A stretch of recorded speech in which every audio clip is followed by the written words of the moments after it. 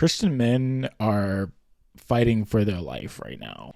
Every time I look on the internet, every time I look on Twitter, threads, there's always like this, gender war that's happening. Unfortunately, people are having this conversation. Masculinity is usually determined in the eyes of culture. Men are to be tough, to be strong, to be emotionless, to get dirty and do trades like fixing cars, building houses from scratch, shooting guns, and maybe growing a beard. Sometimes in the Christian community, we like to take our cues from the culture, and usually there are cultural stereotypes or preferences that we want our men to be. Christian men shouldn't cry or show emotions. Christian men must be aggressive, macho, leading the fight of the culture war. Christian men should learn how to grill and be one at the front and center of the household with their wives, fully submitted in every which way to their husbands. Christian men should be the sole providers of the household in all things. Now, I'm not disagreeing with that. Actually, most of those cultural stereotypes that we have there about men, I actually agree and want to aspire to do. But there's this toxic, annoying mindset that comes from the Christian community sometimes, and it's annoying. Usually in a form of saying what Christian men should or shouldn't do in their spare time.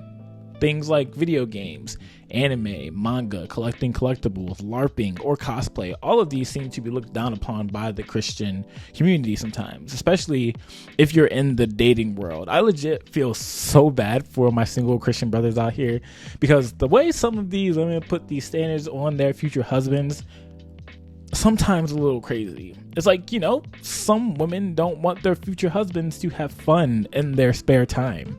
I saw this tweet earlier this morning and I legit just found it so funny. This tweet says, whenever I talk to my girlfriends who are looking for a husband and good father to their future kids, there's always this recurring turnoff: man children, men who cosplay, obsessed with Legos, Marvel, Star Wars, and basically toys in general.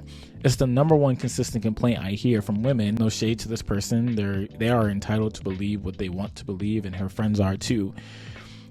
If those are the standards that you have, that's cool. There's no shame in your game, but it's the qualifier that's getting me. There's a few things being assumed here of men that don't really make sense. This tweet makes it seem like if you have any sort of nerdy interest that determines whether or not someone would be a good partner and father to their future kids, and that's just not true. There are plenty of Christian men who serve their church, love their wives well, the family well, that provide for their household more than financially, and have these sorts of hobbies. Men are considered undateable if they participate in these hobbies, because these are things considered for children and a turnoff. And you know what? That's okay for you. You have the right to not want to have a guy be your future husband if they participate in the things that you don't like. Find a Christian guy that likes being a lumberjack. I'm assuming this is a Christian account, so I think in the context of her saying this, there's a standard of how Christian men should be and enjoy their time. That if you do these, you are less of a Christian man and more of a Christian child who needs to grow up. But what does the Bible say about our hobbies and the things we do to enjoy our time, and what it means to be a man? Let's put y'all on game real quick. Ecclesiastes 3:9-13 talks about how God has given man to enjoy things after he is done working and toiling. That to enjoy food and drink and happiness in their toil is a gift of God. After you are done working hard, you have a job and you come home and you enjoy playing video games. On your day off, after a hard week of work, God has given people freedom to enjoy things, and that's different for everybody.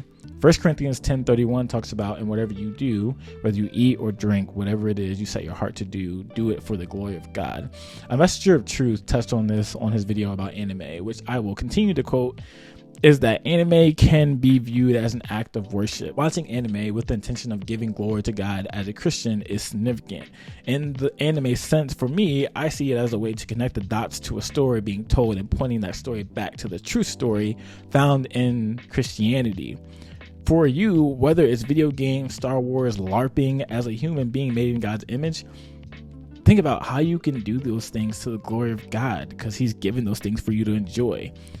Don't be obsessed though, which I will give to her. Whatever hobby that you are doing, if it's taking significant amounts of time to the point you are neglecting responsibilities like working, being healthy, then you need a heart check. You probably should stop doing those things. 2 Thessalonians 3 talks about how we shouldn't be lazy or idle, but we should work. That if we're not working, we don't have a right to enjoy the toil of our work, because what did we do for it? Biblically, what qualifies a man, to be a good future father and husband? Because not to anyone's surprise, men who don't do any of the hobbies that were talked about, but more so have hobbies that are stereotypically masculine, still suck.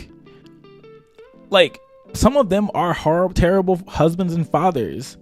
And that's not because of the hobbies they partake in. It's because every human being is sinful and flawed and broken. Men children aren't produced by the things we enjoy. Men children are produced because of our inner corrupt being. Romans 3:23 says, "For all have sinned and fall short of the glory of God." Ephesians 2 talks about how all of us, including men, no matter the hobby that you do, are dead in their trespasses and sins. This is a book by Dr. Eric Mason, who wrote the book Manhood Restored, which I think every man should read. I think it's really good. He says, without a relationship with God to navigate and give value to the responsibility and relationship, humankind would spiral out of control. Consequently, manhood was lost along with the rest of God's original design for creation. Instead of responsibility, representation, and relationship, things like chauvinism, violence, passivity, insecurity, and addiction would characterize generation after generation of men in a continually increasing way. Because of the fall, because of sin, manhood is messed up, no matter what kind of hobby you take on. Guys who have hobbies that are traditionally masculine are corn addicts and womanizers. And guys that have hobbies like anime and Star Wars or Gundam collections both stand before God with their manhood in disarray. Because of sin. Men children are made because of our sin, not necessarily because of the hobbies that we partake in. But what makes someone a true man? What's the qualification? How does one prove the test of being a great man, husband, and father? I think what makes someone a true man, the correct answer, is if they love Jesus and are being made more like him. That man is unapologetic about his faith. He serves your church and the people around you. He works and has a job. He is willing to save himself for marriage if he's single because he desires to serve his future wife. He is faithful to his wife because he desires to love her and please her. He's sacrificial. He shows fruits of the spirit and love, joy, peace, patience, kindness, goodness, faithfulness, gentleness, and self-control. He pursues righteous things, righteous living. I think that these are things biblical that make someone a true man. That if that man that you're looking for is willing and wanting to be made more like Jesus, his hobbies don't determine whether someone is a true man or not, because true men have their lives ultimately submitted to Jesus in his lordship, because Jesus is the ultimate man. I think you have that privilege to enjoy your LARPing session, your anime session, your video game session, your hobbies, your collectibles, to the glory of God. I'll catch you later.